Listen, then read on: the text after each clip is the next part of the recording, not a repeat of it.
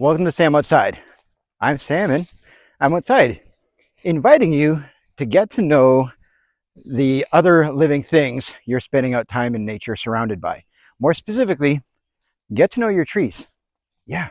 Um, I happen to be fortunate enough that I live in a part of the world where, and in the forest that I happen to visit regularly, there's maybe a dozen, right, that are quite predominant, and a couple of species that are, you know, very much more abundant. For example, all these trees, it's a hardwood stand. It's mostly maples. All right, so red maple or sugar maple, a combination of both, but dappled here and there.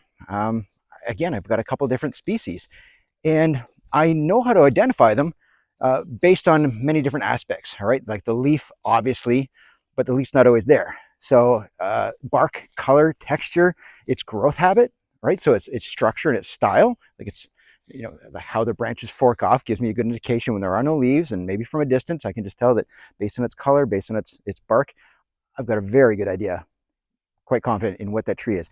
And then as I move through the forest, I get closer to wet areas. I see that I'll get into my coniferous forest, and even easier to identify because they do have needles, or their version of a leaf that's there all year round. All right, but again, the color of its bark, the texture of its bark, its growth habit, very distinct. And to be comfortable in nature, that comfort comes from knowledge. All right, it comes from familiarity and consistency, and that foundation of knowing what trees I'm around helps invite me to a greater understanding of what those trees should invite in terms of other wildlife, and those help with other connections as far as the nature connection aspect of what it is that I do. I happen to be very comfortable out in nature. I also have an appreciation and an understanding that not everyone is as comfortable as I am. They would never go into the wilderness without being prepared, physically, mentally, emotionally, and that's not me. I've been living this way for so long in this forest, more specifically, that I'm not anxious or nervous about anything I might encounter, any risks that I might be exposing myself to. And I walk this forest, this path with my dog twice a day, every day, 7 days a week. I've been doing it for a very long time, a couple dogs worth of time. So if you're going to be spending time out in nature, it'll help you become more comfortable, ease you into your nature connection if you get to know those other living things, those trees around you. So take some time and keep it simple. Pick one or two that you see a lot of, right? And get to know them based on their bark, based on their growth habit, and the leaves. At this time of year, it's a broadleaf deciduous tree. Remember the hardwood family? There's, depending on where you are, it won't take much to figure that out. Just a quick Google search, buy an ID guide. And myself, I'm hoping that I can share more videos in the future. That's on my to-do list of how to identify different tree species based on their bark, their structure and growth habit, and of course their leaf, which is going to have to be a timely thing in the sense that some of these trees they don't have leaves all year round. And then the trees themselves are not the only other living things.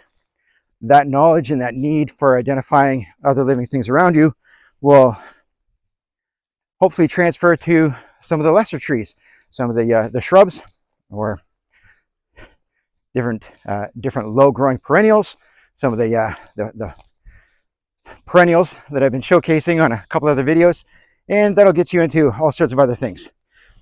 It helps that I've spent the last 25 years in camping and outdoor education, started with a strong foundation. Again, I grew up with it, and I try not to take it for granted, but I do need to remind myself that not everyone grew up the way that I did.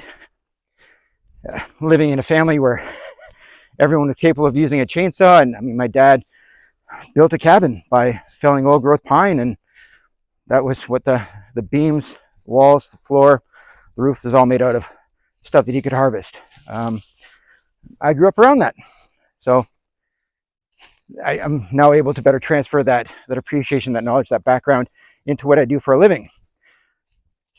I spent some time in my life as a certified forest therapy guide. So again, learning not only what the trees are, but their individual aspects and how they can help heal physically, mentally, emotionally. And as a internationally certified arborist, ISA certified arborist, a lifetime there of helping people manage their tree needs. And I mean, I would get calls from a client saying, hey, I need you to come take a look at a pine tree. I would show up and my brain is looking for a pine tree. There's no pine tree. Which tree are you looking at? The green one. Okay, well, if they're open to it, I would invite a conversation of, hey, do you want to know what kind of tree that is? Because sometimes they're not open to it. They don't care. Just take care of my tree, please, sir. Yeah, there's always an opportunity for sharing and helping people feel more comfortable, especially if they're a property owner and, you know, they don't even know what kind of trees are on their property. And, you know, that moment of sharing will better help them prepare in the future how to take care of that tree, take care of their property, if that's, you know, something that they have the skill set and the means to do.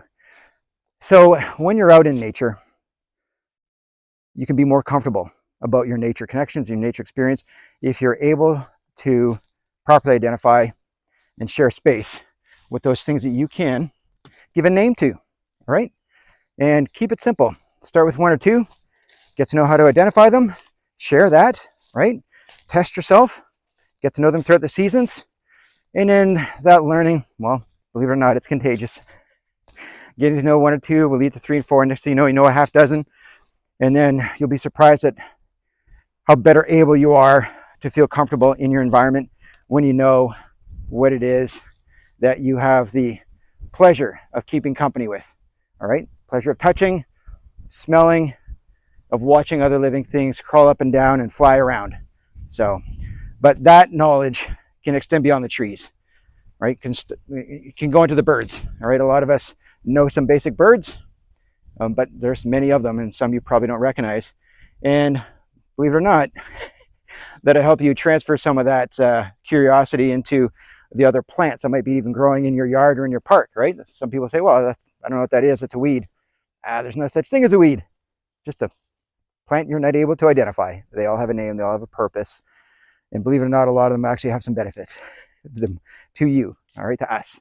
So please try and feel comfortable in nature, because nature does heal. It's good for us. And best do that by learning what it is in nature. Start with the trees.